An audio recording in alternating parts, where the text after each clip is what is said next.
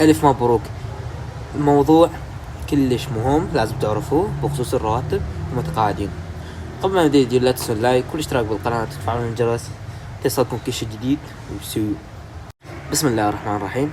يا اخوان، السيد رئيس مجلس الوزراء المحترم، الموضوع تطبيق مادة 36 من قانون التقاعد الموحد الرقم 9 للسنة 2014 له تهديكم طلب التحليل. يا اخوان الفيديو كلش حلو كلش زين، استمعوا خلوكم ويانا. تضمنت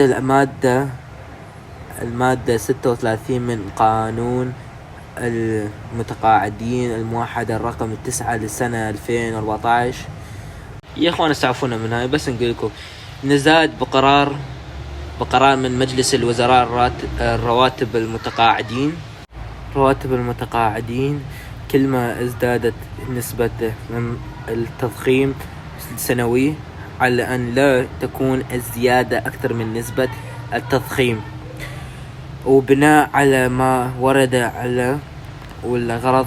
يا اخوان اللي كله مقصود يعني يقول لكم راح يزيدوا لكم منها يعني راتبكم، فاختصر لكم هي راح يزيدون رواتب المتقاعدين. فألف مبروك والله يبارك بيكم والله يزيدكم والله يرزقكم.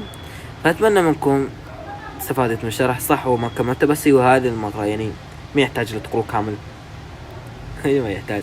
فالمهم هذا هو المقصود من هذا، فأتمنى من الكل استفاد من الشرح. وصح شوي صوتي يعني خلوا هذه تعبان لأن والله مريض انقطع عن القناة. أتمنى نراجعكم بقوة. لا تنسوا لايك وسيو.